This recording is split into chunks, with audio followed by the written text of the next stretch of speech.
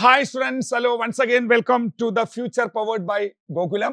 ഇന്ന് നമ്മൾ വളരെ പ്രധാനപ്പെട്ട ജെനറ്റിക്സിലെ മറ്റൊരു ചാപ്റ്ററുമായിട്ടാണ് ഞാൻ നിങ്ങളുടെ മുന്നിൽ വന്നത്. അത് principles of inheritance and variation ആണ്. സ്വാഭാവികമായിട്ടും നീറ്റില് ഒരു 3 മുതൽ 4 ക്വസ്റ്റ്യൻ ചോദിക്കാവുന്ന ചാപ്റ്റർ, 12 മുതൽ 16 മാർക്ക് വരെ നിങ്ങൾക്ക് പ്രതീക്ഷിക്കാവുന്ന ഒരു വളരെ പ്രധാനപ്പെട്ട ചാപ്റ്ററാണ് principles of inheritance and variation. നിങ്ങൾക്കറിയാം.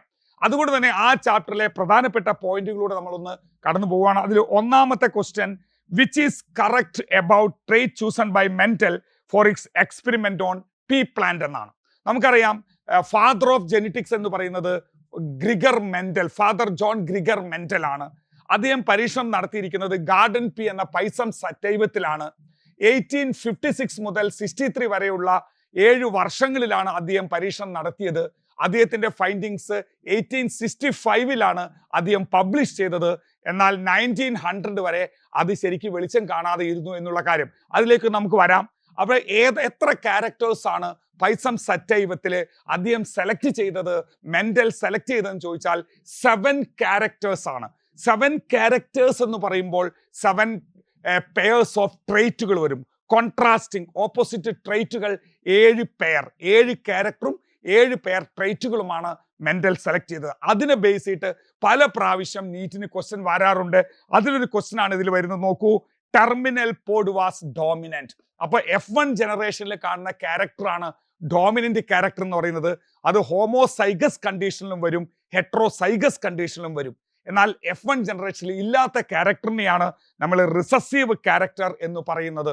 നിങ്ങൾക്കറിയാം, ആ റിസസീവ് ക്യാരക്ടർ എന്ന് പറയുന്നത് F1 ജനറേഷനിൽ ഉണ്ടാവില്ല, F2ലും ബാക്കിയുള്ള ജനറേഷനിലും ഉണ്ടാവുള്ളൂ. അത് ഹോമോസൈഗസ് കണ്ടീഷനിലാണ്. അപ്പോൾ ടെർമിനന്റ് പോഡ് വാസ് ഡോമിനന്റ് തെറ്റാണ്. ടെർമിനൽ ആക്സിയൽ ആണ് ഡോമിനന്റ് വരുന്നത്. ടെർമിനൽ എന്ന് പറയുമ്പോൾ അത് റിസസീവ് ആണ്. അതുപോലെ കൺസ്ട്രിക്റ്റഡ് പോഡ് എന്ന് പറയുന്നത് ഡോമിനന്റ് അല്ല, ഇൻഫ്ലേറ്റഡ് ആണ് ഓർ ഫുൾ ആണ്. Then green colour pod was, അത് ശരിയാണ്. Green colour pod was dominant എന്ന് പറയുമ്പോൾ അത് ശരിയായ ഗ്രീൻ പോഡ് അല്ലെ. പോഡിന്റെ കളർ ഗ്രീൻ ആണ്, സീഡിന്റെ കളർ യെല്ലോ ആണ് ഡോമിനന്റ്. പിന്നെ അതേപോലെ ടോൾ പ്ലാന്റ് റിസസീവ് അല്ല. അപ്പൊ ഇതും തെറ്റാണ്. So 3 is the right answer. അപ്പൊ നിങ്ങളുടെ റെഫറൻസിന് വേണ്ടിയിട്ട് നമ്മുടെ NCERT ഉള്ള ബുക്കിലെ തന്നെ കാര്യമാണ് നമ്മളിവിടെ പറയുന്നത്. സ്റ്റെം ഹൈറ്റ്, ടോളും ഡ്വാർഫും. ആദ്യത്തത് ഡോമിനന്റ് ആണ്, രണ്ടാമത്തെ റിസസീവ് ആണ്. ഫ്ലവർ കളർ വയലറ്റും വൈറ്റുമാണ്. ഫ്ലവർ പൊസിഷൻ ആക്സിയലും ടെർമിനലുമാണ്. പോഡ് ഷേപ്പ് എന്ന് പറയുന്നത് ഇൻഫ്ലാറ്റഡ് ഓർ ഫുൾ, അതേപോലെ കോൺസ്ട്രിക്റ്റഡ് ആണ്. പോഡ് കളർ ഗ്രീൻ യെല്ലോ, അതേപോലെ സീഡ് കളർ യെല്ലോ ഗ്രീൻ. സീഡിന്റെ shape round, constricted or wrinkled. Constricted അല്ല, റിങ്കിൾഡ്. അപ്പൊ ഇത്രയും കാര്യങ്ങളാണ് നമ്മൾ ഇതിൽ പറയാനുള്ളത്. ഇത് കൃത്യമായിട്ട് പഠിക്കുകയാണെങ്കിൽ നിങ്ങൾക്ക് ഒരു ക്വസ്റ്റ്യൻ കിട്ടാനുള്ള സാധ്യത വളരെ കൂടുതലാണ്. 7 characters and 7 pairs of trait. Okay, നമ്മൾ രണ്ടാമത്തെ ക്വസ്റ്റ്യനിലേക്ക് വരാം. Test cross. എന്താണ് ടെസ്റ്റ് ക്രോസ്? ടെസ്റ്റ് ക്രോസ് എന്നുള്ളത് നിങ്ങൾക്ക് കൃത്യമായിട്ട് അറിയാം. സാധാരണ മെന്റൽ ചെയ്തത് ഒരു പ്യുവർ വെറൈറ്റിയെ, അതായത് പാരന്റിനെ ക്രോസ് പോളിനേറ്റ് ചെയ്തിട്ട് F1 കിട്ടി, F1നെ സെൽഫ് പോളിനേറ്റ് ചെയ്ത് F2 കിട്ടി, അതിനെ സെൽഫ് പോളിനേറ്റ് ചെയ്ത് F3 കിട്ടി, അങ്ങനെ മുന്നോട്ട് പോവാണ്. എന്നാൽ F1ലോ F2ലോ വെച്ച് നിർത്തിയതിന് ശേഷം അതിന് നമ്മൾ പാരന്റുമായിട്ടുള്ള ക്രോസിനെയാണ് ബാക്ക് ക്രോസ് എന്ന് പറയുക. അതിൽ റിസസീവ് പാരന്റുമായിട്ടുള്ള ബാക്ക് ക്രോസിനെയാണ് നമ്മൾ. അപ്പൊ എല്ലാ ബാക്ക് ക്രോസും ടെസ്റ്റ് ക്രോസുകളല്ല. കാരണം എനി ഓഫ് ദ പാരന്റിനെയാണ് ബാക്ക് ക്രോസ് എന്ന് പറയുക. Hybrid with any of the parent. അത് ഡോമിനന്റ് പാരന്റ് ആവാം, റിസസീവ് പാരന്റ് ആവാം. പക്ഷെ റിസസീവ് പാരന്റ് വഴിയുള്ള ബാക്ക് ക്രോസിനെയാണ് ടെസ്റ്റ് ക്രോസ്. അപ്പൊ നമുക്കറിയാം, test cross involve the cross between recessive F1 plant recessive അല്ല, അപ്പൊ തന്നെ തെറ്റായി. എങ്കിലും നമ്മൾ ഡോമിനന്റ് F2 പ്ലാന്റുമായിട്ടല്ല ക്രോസ് ചെയ്യുന്നത്. Recessive F2 plant and dominant F3 അല്ല, റിസസീവായ F2 അല്ല. നമ്മൾ എപ്പോഴും ടെസ്റ്റ് ക്രോസ് ചെയ്യുന്നത് ഡോമിനന്റ് ക്യാരക്ടർ ഹോമോസൈഗസ് ആണോ ഹെട്രോസൈഗസ് ആണോ എന്ന് കണ്ടുപിടിക്കാനാണ്. Dominant F2 plant and dominant F2 plant and recessive parent plant, അത് ശരിയാണ്. Dominant F2 and heterozygous parent അല്ല. ഹെട്രോസൈഗസ് എപ്പോഴും ഡോമിനന്റ് ആണ്. നമ്മൾ റിസസീവ് പാരന്റുമായിട്ടുള്ള ക്രോസ് ആണ്. അപ്പൊ question number 2, 3 is the right answer. ഈ ഒരു ടെസ്റ്റ് ക്രോസ് റേഷ്യോ 1:1 ആണ് എന്ന കാര്യം ഇവിടെ കൃത്യമായിട്ട് ഓർമ്മിക്കുക. Then what will be the ratio of the offspring in a cross between red colored and pink colored flowers of Mirabilis gelapa? അപ്പൊ mirabilis ജലപ്പ or snap dragon, Antirrhinum മാജസ് എന്ന് പറയുന്ന ഡോഗ് ഫ്ലവർ, അതിന്റെ ഫ്ലവറിന്റെ പേരാണ് ഡോഗ് ഫ്ലവർ. ഈ രണ്ട് പ്ലാന്റും കേൾക്കുന്ന സമയത്ത് നമ്മൾ മനസ്സിലാക്കണം അത് കംപ്ലീറ്റ് ഡോമിനൻസ് അല്ല, ഇൻകംപ്ലീറ്റ് ഡോമിനൻസ് ആണ്. കാൾ കോറൻസ് ഓഫ് ജർമ്മനി ഈ പറഞ്ഞ ഇതിന്റെ flower colour of Mirabilis jalapa and snapdragon, Antirrhinum majus, ഈ രണ്ടെണ്ണത്തിലും ഫ്ലവർ കളർ പാറ്റേണിൽ പഠിച്ച സമയത്ത് അദ്ദേഹത്തിന് മനസ്സിലായത് അത് ഇൻകംപ്ലീറ്റ് ഡോമിനൻസ് ആണ്. എന്ന് പറഞ്ഞാൽ F1 ജനറേഷൻ രണ്ട് പാരന്റിന്റെ സ്വഭാവമല്ല, രണ്ടിനും കൂടെ ഇന്റർമീഡിയറ്റ് ആണെന്നാണ്. അങ്ങനെയുള്ള ഒരു കേസിനെയാണ് നമ്മൾ ഇൻകംപ്ലീറ്റ് ഡോമിനൻസ് എന്ന് പറയുക. അതിൽ ഫീനോടൈപ്പിക് റേഷ്യോ 1:2:1 ആണ്, ജീനോടൈപ്പിക് റേഷ്യോ 1:2:1 ആണ്. രണ്ടിലും 1:1 വരിക. അതേ സമയത്ത് സാധാരണ മെന്റലിന്റെ ക്രോസിൽ മോണോ ഹൈബ്രിഡില് ഫീനോടൈപ്പിക് റേഷ്യോ 3:1 ജീനോടൈപ്പിക് റേഷ്യോ 1:2:1 ആണ്. ഇവിടെ നമ്മളോട് ചോദിച്ചിരിക്കുന്ന ക്വസ്റ്റ്യൻ എന്താണെന്ന് ചോദിച്ചാൽ, ഇവിടെ ഒരു റെഡ് കളേർഡ് എന്ന് നമ്മൾ പറയുമ്പോൾ എന്ത് വരണം? ക്യാപിറ്റൽ ആർ വരണം. അതുപോലെ പറഞ്ഞിരിക്കുന്നത് പിങ്ക് കളേർഡ് ആണ്. പിങ്ക് കളേർഡ് എന്ന് പറയുമ്പോൾ ഹെട്രോസൈഗസ് ആണ്. ഇതിനെ ക്രോസ് ചെയ്യുന്ന സമയത്ത് എന്താണ് ഉണ്ടാവുക? ഇത് രണ്ടും കൂടെ ക്രോസ് ചെയ്യുന്ന സമയത്ത് റെഡ് കിട്ടും. റെഡ് 1:2. അടുത്തത് ഇത് രണ്ടും കൂടെ ക്രോസ് ചെയ്യുന്ന സമയത്ത് പിങ്ക് കിട്ടും. അപ്പോൾ റെഡ് പിങ്ക് എന്ന് പറയുമ്പോൾ 1:1 ആണ്. സോ ഏത് ആൻസർ വരും? 1 is the right answer for question number 3. Test ക്രോസിനെ ബേസ് ചെയ്തുള്ള ക്വസ്റ്റ്യൻ നമ്മൾ പഠിച്ചിരിക്കണം. അതായത് F2 ഓർ F1 ജനറേഷനിൽ ഡോമിനന്റ് ആയിരിക്കുന്ന ആ ക്യാരക്ടർ അത് ഹോമോസൈഗസ് ആണോ ഹെട്രോസൈഗസ് ആണോ എന്ന് കണ്ടുപിടിക്കാൻ റിസസീവ് പാരന്റുമായിട്ടുള്ള ക്രോസ് ആണത്. ക്വസ്റ്റ്യൻ നമ്പർ 4 എന്താ നോക്കൂ. Blood group of the father is A and blood group of the mother is B, then predict the blood group of the progeny. ഇതില് നമുക്കറിയാം ABO ബ്ലഡ് ഗ്രൂപ്പ് എന്ന് പറയുന്നത് കോ ഡോമിനൻസിലും അതേപോലെ മൾട്ടിപ്പിൾ അലലിസത്തിലൊക്കെ വരുന്നതാണ്. അപ്പൊ ഇവിടെ നിങ്ങൾക്ക് അറിയാം സാധാരണ ഹ്യൂമൻ ബ്ലഡ് ഗ്രൂപ്പ് കൺട്രോൾ ചെയ്യുന്നത് ഒരു ജീൻ I ആണ്. ആ I എന്ന് പറയുന്ന ജീനിന് 3 അലീൽസ് ഉണ്ട്. IA ഉണ്ട്, അതുപോലെ IB ഉണ്ട്, സ്മോൾ ലെറ്റർ I റിസസീവ് ആയ അതുകൊണ്ട്. ഇതിൽ IAയും IBയും ഈക്വൽ ഡോമിനൻസ് ആണ്. അതുകൊണ്ടാണ് AB ഗ്രൂപ്പ് കോ ഡോമിനന്റ് ആവുന്നത്. അതേ സമയത്ത് സ്മോൾ ലെറ്റർ I റിസസീവ് ആണ്. ഓക്കെ, ഇതാണ് ഇതില് നമ്മളോട് പറഞ്ഞിരിക്കുന്നു. ഫാദറിന്റെ ബ്ലഡ് ഗ്രൂപ്പ് A ആണ്, ഫാദറിന്റെ ബ്ലഡ് ഗ്രൂപ്പ് A ആണ്, മദറിന്റെ ബ്ലഡ് ഗ്രൂപ്പ് B ആണ്. അപ്പൊ ഫാദർ എന്ന് നമ്മൾ പറയുമ്പോൾ A ഗ്രൂപ്പ് എന്ന് പറയുമ്പോൾ എന്തൊക്കെ വരാം? IA വരാം. അതുപോലെ മദർ എന്ന് പറയുമ്പോൾ അത് B ഗ്രൂപ്പില് IB എന്ന് വരാം. ഇങ്ങനെ വരുമ്പോൾ എല്ലാ കുഞ്ഞുങ്ങളും എന്തായിരിക്കും? AB ഗ്രൂപ്പ് ആയിരിക്കും. എന്നാൽ ഒരു ചാൻസ് കൂടെ ഉണ്ട്. അതായത് ഫാദർ എന്ന് പറയുന്നത് A ഗ്രൂപ്പ് ആണെങ്കിൽ IA small letter I heterozygous father ആവാം. അതുപോലെ മദർ എന്ന് പറയുന്നത് B ഗ്രൂപ്പ് ആവുമ്പോൾ എന്ത് വരാം? IB സ്മോൾ ലെറ്റർ I വരാം. ഇങ്ങനെ വരുന്ന സമയത്ത് ഇത് രണ്ടും കൂടെ ക്രോസ് ചെയ്താൽ ഒന്ന് IAIB AB ഗ്രൂപ്പ് വരാം. അതുപോലെ ഇത് വരുന്ന സമയത്ത് IAI A ഗ്രൂപ്പ് വരാം. ഇത് വരുന്ന സമയത്ത് IBI B ഗ്രൂപ്പ് വരാം. ഇത് വരുന്ന സമയത്ത് II O ഗ്രൂപ്പ് വരാം. അപ്പോൾ 4 ബ്ലഡ് ഗ്രൂപ്പുകൾ വരാനുള്ള സാധ്യതയുണ്ട്. So ABO. So 2 is the right answer for question number 4. ഇനി question number 5 നമുക്ക് എടുത്താലോ? question number 4. Okay, question number 5 എടുത്താൽ in mental experiment with a garden pea, round seed shape is dominant over wrinkled.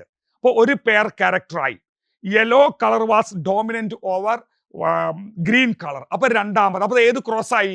Dihybrid cross ആയി. അങ്ങനെയാണെങ്കിൽ what are the expected phenotypes in the F1 generation? നമുക്കറിയാം ഇത് മെന്റലിന്റെ cross ആണ്. മെന്റലിന്റെ cross ആവുന്ന സമയത്ത് അത് complete dominance or simply dominance ആണ്. അങ്ങനെ വരുന്ന സമയത്ത് F1 എപ്പോഴും ഡോമിനന്റ് ക്യാരക്ടറാണ് ഉണ്ടാവുക. അപ്പൊ ഇതിൽ ഏതാണ് ഇവിടെ ഡോമിനന്റ് ക്യാരക്ടർ എന്ന് പറയുന്നത്? ഒന്ന് റൗണ്ട് സീഡാണ്, രണ്ടാമത്തത് യെല്ലോ കളറാണ്. അതുകൊണ്ട് തന്നെ ഈ രണ്ട് കളറും ബേസ് ചെയ്തുള്ള കാര്യങ്ങൾ മാത്രമേ എന്തിലുണ്ടാവുള്ളൂ? Only round seed with yellow cotyledon, അത് കറക്റ്റ് ആണ്. ഓൺലി റിങ്കിൾഡ് സീഡ് വരില്ല. റൗണ്ട് സീഡ് ആൻഡ് റിങ്കിൾഡ് സീഡും വരില്ല. F1 എപ്പോഴും ഡോമിനന്റ് ക്യാരക്ടർ ആണ് ഉണ്ടാവുക. അതുകൊണ്ട് തന്നെ round seed with yellow cotyledon. So 1 is the right answer for question number 5. ഇനി നമുക്ക് question number 6 എടുക്കാം. ഇത് ലിങ്കേജുമായി ബന്ധപ്പെട്ട ക്വസ്റ്റ്യൻ ആണ്. നിങ്ങൾക്കറിയാം Sutton and Boveri, Walter Sutton and Theodore Boveri അവരാണ് chromosome theory of inheritance introduce ചെയ്തത്. അതിന്റെ എക്സ്പെരിമെന്റൽ വെരിഫിക്കേഷൻ നടത്തിയത് TH മോർഗാൻ, ഡ്രോസോഫില മെലനോഗാസ്ട്രല. അത് എന്തുകൊണ്ടാണ് എന്നുള്ളത് കൃത്യമായിട്ട് പഠിക്കാൻ സാധ്യതയുള്ള ഒരു ഭാഗമാണ്. അപ്പോൾ അതിൽ നമുക്കിത് ചെറിയൊരു വീഡിയോ ആയതുകൊണ്ട് നമുക്ക് എല്ലാ കാര്യവും പറയാൻ പറ്റാത്തത് കൊണ്ടാണ്. അപ്പോൾ മോർഗാന്റെ എക്സ്പെരിമെന്റ് നടത്തി, അതിനകത്ത് നിങ്ങൾ എപ്പോഴും കണ്ടു ഈ ഒരു ടോപ്പിക്കാണ് നമ്മൾ ഉദ്ദേശിക്കുന്നത്. ഈ ഒരു മോർഗാന്റെ എക്സ്പെരിമെന്റിൽ നമ്മൾ ക്രോസ് 1 ഉണ്ട്, ക്രോസ് B ഉണ്ട്. ക്രോസ് A എന്ന് പറയുന്നത് ഏത് ക്യാരക്ടേഴ്സ് ആണ്. എപ്പോഴും ഒരു രണ്ട് ക്യാരക്ടേഴ്സിന് 4 ട്രേറ്റ് ഉണ്ടാവും. ഒന്ന് A എന്ന് പറയുന്നതിൽ അവർ എടുത്തിരിക്കുന്നത് body colour and eye colour ആണ്.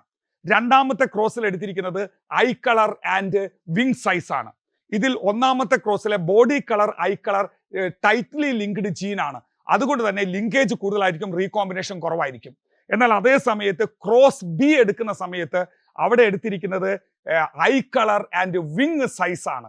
ആ സംഭവത്തിൽ അവിടെ അത് ലൂസ്ലി ലിങ്ക്ഡ് ജീൻ ആണ്. അപ്പോൾ ലിങ്കേജ് കുറവ്, റീകോമ്പിനേഷൻ കൂടുതലാണ്. നമ്മൾ ഇത് നോക്കിയാൽ കാണാം, ക്രോസ് 1 പാരന്റൽ ക്യാരക്ടേഴ്സ് 98.7ഉം റീകോമ്പിനേഷൻ 1.3 ആണ്. എന്നാൽ നേരെ തിരിച്ചിട്ടാണ് ഇപ്പുറത്തേൽ വരുന്നത്. അതായത് പാരന്റൽ 62.8ഉം റീകോമ്പിനേഷൻ 37.2 ആണ്. നമ്മളോട് ചോദിച്ചിരിക്കുന്നത് റീകോമ്പിനേഷൻ ആണ്. ആദ്യത്തെ കേസിൽ 1.3, രണ്ടാമത്തെ 37.2. അപ്പോൾ എന്ത് ഉത്തരം വരും?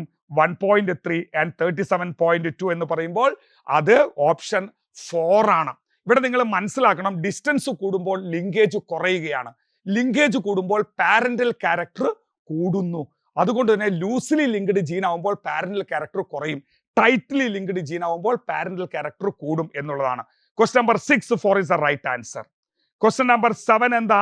Which of the following condition correctly describe the manner of determine the sex? അപ്പൊ ഇത് നമ്മൾ sex determination, 4 type sex determination നിങ്ങൾക്കറിയാം. ആദ്യത്തത് XX female, X0 male mechanism. ഇത് ഗ്രാസ് ഹോപ്പർ പോലുള്ള ജീവികളിലാണ്, ഇൻസെക്റ്റിലാണ്, മെനി ഇൻസെക്ട്. പിന്നെ അതേപോലെ തന്നെ XX ഫീമെയിൽ, XY മെയിൽ എന്ന് പറയുന്നത് അത് മനുഷ്യനിലും ഡ്രോസോഫിലയിലുമാണ്. ZZ male and ZW female എന്ന് പറയുന്ന ഫീമെയിൽ ഹെട്രോഗ്രാമറ്ററി കാണപ്പെടുന്നത് ആരിലാണ്? ഈ ബേർഡ്സിലാണ്. അതേപോലെ ഒരു കാര്യം കൂടെ ഉണ്ട്, ഹാപ്ലോയിഡ് ഡിപ്ലോയിഡ് മെത്തേഡ്. അത് ഹണി ബി, വാസ്പിലൊക്കെ കാണുന്നു. നമ്മളെ ചോദ്യത്തിലേക്ക് വരാം. Homozygous sex chromosome ZZ determine female sex. അത് തെറ്റല്ലേ? Z ഫീമെയിൽ അല്ല, മെയിലാണ്. അപ്പൊ അത് തെറ്റാണ്. X0 type of sex chromosome determine male sex in grasshopper. അത് ശരിയാണ്. ഗ്രാസ് ഹോപ്പറിൽ XX ഫീമെയിലും X0 50% X ഉണ്ട്, 50% ഇല്ല. X O condition human found in Turner syndrome determine the female sex അല്ല. മനുഷ്യനില് X ആണ് female. Homozygous sex combination produce male in Drosophila. ഇത് XX എന്ന് പറയുന്നത് ഡ്രോസോഫിലയിലും മനുഷ്യനിലും ഫീമെയിൽ ആണ്, XY ആണ് മെയിൽ. അപ്പൊ അതും തെറ്റാണ്. ശരിയുള്ളത് 2 ആണ്. So question number 7 2 is the right answer. ഇനി ക്വസ്റ്റ്യൻ നമ്പർ 8 എന്താ? Select the incorrect statement. അല്ലെ, നോക്കാം. RBC ഇത് മെന്റേലിയൻ ഡിസോർഡേഴ്സ്. നമ്മൾ ഡിസോർഡേഴ്സിനെ രണ്ടായി തിരിക്കുകയാണ്. പോയിന്റ് മ്യൂട്ടേഷൻ വഴി ഉണ്ടാവുന്ന കാര്യങ്ങൾ, അതുപോലെ ക്രോമസോമിൽ ഉണ്ടാവുന്ന വ്യത്യാസങ്ങൾ. അപ്പൊ അതുകൊണ്ട് തന്നെ Mendelian disorders and chromosomal disorders. അതിൽ മെന്റേലിയൻ ഡിസോർഡേഴ്സിൽ ഒന്നാമത്തെ RBC become sickle shaped under low oxygen tension in sickle cell anaemia. അത് ശരിയാണ്. സിക്കിൾ സെൽ അനീമിയ എന്ന് പറയുന്നത് അവിടെ ബീറ്റ ഗ്ലോബിൻ ചെയിൻ, നമ്മുടെ ഹീമോഗ്ലോബിന്റെ ബീറ്റ ചെയിനിലെ 6th പൊസിഷനിലെ ഗ്ലൂട്ടാമിക് ആസിഡിന് പകരം വാലൈൻ എന്ന് പറയുന്ന അമിനോ ആസിഡ് വരുന്നതാണ്. അതായത് GAGക്ക് GUG വരികയാണ്. അപ്പൊ അങ്ങനെ വരുന്ന സമയത്തുണ്ടാകുന്ന പോയിന്റ് മ്യൂട്ടേഷൻ ആണ് നമ്മളൊരു സിക്കിൾ സെൽ അനീമിയ. ഇതൊരു എന്ത് പ്രോബ്ലമാണ്? ക്വാളിറ്റേറ്റീവ് പ്രോബ്ലമാണ്, ക്വാണ്ടിറ്റേറ്റീവ് അല്ല. ക്വാളിറ്റിയിലാണ് വ്യത്യാസം. അതിന്റെ ഫലം ഓക്സിജൻ കുറയുന്ന സമയത്ത് ആ റൗണ്ട് ഷേപ്ഡ് RBC സിക്കിൾ പോലെ ആയി പോകുന്നു എന്നുള്ളതാണ്. അത് കറക്റ്റ് ആണ്. അടുത്തത് phenylpyruvic acid get accumulated in brain and excrete urine due to pure absorption by kidney. ശരിയാണ്. ഫിനൈൽ കീറ്റോൺ യൂറിയ എന്ന് പറയുന്ന രോഗം, അവിടെ ഫിനൈൽ അലനിൻ ഹൈഡ്രോക്സിലേസ് എന്ന എൻസൈമിന്റെ അഭാവത്താൽ അല്ലെങ്കിൽ അത് മ്യൂട്ടേറ്റഡ് ആവുന്നതിന്റെ ഫലമായിട്ട് എന്ത് സംഭവിക്കുന്നു? അഭാവത്തില്ല, മ്യൂട്ടേഷൻ നടക്കുന്നതിന്റെ ഫലമായിട്ട് എന്ത് സംഭവിക്കുന്നു? ഫിനൈൽ അലനിൻ ടൈറോസിനായി മാറില്ല.